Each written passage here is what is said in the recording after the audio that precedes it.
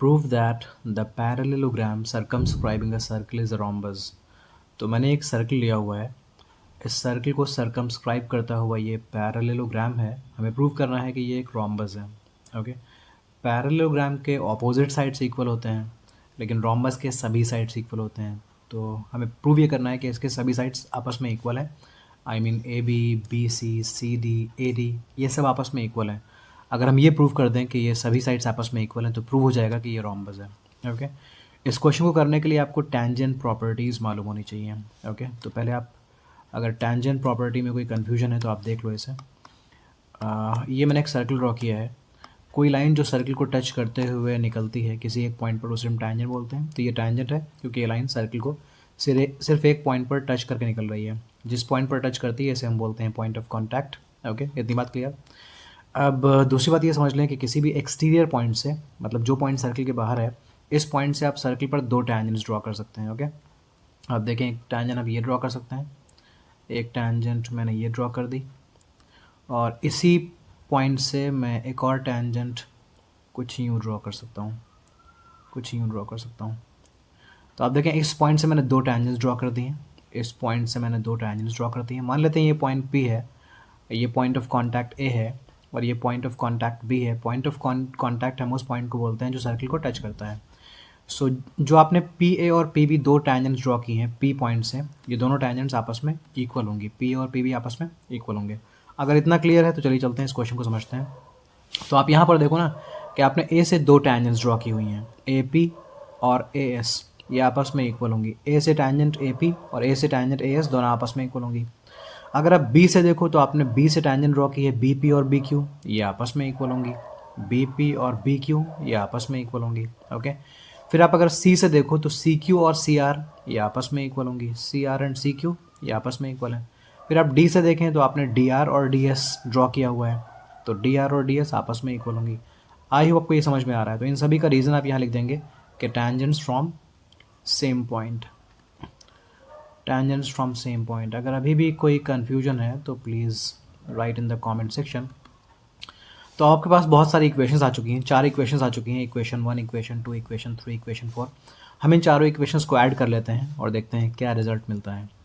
So on adding equation 1, equation 2, equation 3 and equation 4, equations को add करने का method ये होता है कि आप लेफ़्ट साइड वालों को लेफ़्ट में ऐड करें और राइट साइड वालों को राइट में ऐड करें। तो पहले मैं एक इक्वल का सिंबल लगा लेता हूँ, देन लेफ़्ट साइड में लिखता हूँ AP plus BP plus CR plus DR, AP BP CR DR, AP BP and भूल गया मैं CR and DR, CR plus DR।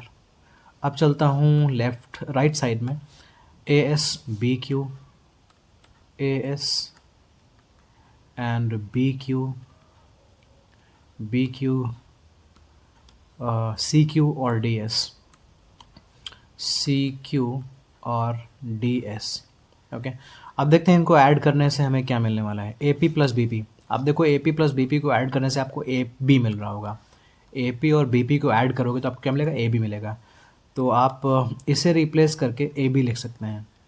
Okay, फिर आप देखें CR और DR को ऐड करने से, CR और DR को ऐड करने से आपको CD मिलेगा। तो आप इसे रिप्लेस करके CD लिख सकते हैं, इन दोनों को रिप्लेस करके। इज़ इक्वल्स टू AS और DS, इन दोनों को अगर ऐड करें आप, AS और DS को ऐड करेंगे तो आपको AD मिलेगा, AD मिलेगा, AD मिलेगा। और इसी तरह BQ और CQ को ऐड करने से आपको BC मिलेगा। इतना मिल गया। अब AB प्लस CD देखते हैं क्या होगा। तो आपको पता है कि ये पैरेललोग्राम है ना, रोम्बस तो हमें प्रूव करना है लेकिन अभी तो ये पैरेललोग्राम है, और पैरेललोग्राम के ऑपोजिट साइड से इक्वल होते हैं, मतलब AB और CD ये ऑलरेडी इक्वल हैं। तो अगर AB और CD इक्वल हैं तो आप AB की जगह CD लिख सकते हैं या CD की जगह AB लिख सकते हैं। तो क्योंकि AB और CD इक्वल हैं इसलिए मैं CD को रिप्लेस करके AB ही लिख देता हूँ। AD प्लस BC में देखते हैं हमें क्या मिलेगा। AD और BC ये ऑपोजिट साइड्स हैं पैरेललोग्राम के, तो ये आपस में इक्वल होते हैं। तो आप AD को BC से रिप्लेस कर सकते हो या BC को AD से रिप्लेस कर सकते हो। तो मैं AD की जगह BC लिख लेता हूँ, ओके, अब A B plus A B हो जाएगा 2ab, और B C plus B C हो जाएगा 2bc, 2 और 2 कैंसिल हो जाएगा, तो ए बी और बी सी आपस में इक्वल हो जाएंगे। अब देखते हैं ए बी और बी सी इक्वल होने का मतलब क्या है। ए बी और बी सी इक्वल मतलब एडजेसेंट साइड से इक्वल हो गए, तो ऑपोजिट साइड्स तो पहले से इक्वल थे। मान लेते हैं इस साइड की लेंथ x थी, तो ऑपोजिट की लेंथ तो पहले से ही x थी ना, क्योंकि ये दोनों आपस में इक्वल थे। अभी क्या है, एडजेसेंट्स भी इक्वल हैं, ए बी और बी सी इक्वल हैं। अगर ए बी और बी सी इक्वल हैं तो ये बी सी भी x ही हो गया, और बी सी के ऑपोजिट ए डी भी इसके इक्वल है, तो ये भी x हो गया। तो इस तरह से देखो सारे साइड्स आपस में इक्वल हो चुके हैं। Okay, A B B C के इक्वल है, और बी सी किसके इक्वल है, बी सी अपने ऑपोजिट साइड ए डी के इक्वल है, बी सी ए डी के इक्वल है, बी सी ए डी के इक्वल है। ओके, और ए बी अपने ऑपोजिट साइड किसके इक्वल है, सी डी के इक्वल है, सी डी के इक्वल है। तो आप इस तरह से देख लो, किसी भी तरह से समझ लो, एक्स वाले मेथड से या इस तरह से, कि सारे साइड्स आपस में इक्वल हैं। और अगर सारे साइड्स आपस में इक्वल है तो इसके आगे बस एक लाइन कॉपी करो, एक लाइन लिखो कि hence proved A B C D is a rhombus. कोई कन्फ्यूजन है तो प्लीज़ कमेंट सेक्शन में लिखिए, अगर क्लियर है तो प्लीज़ like this video।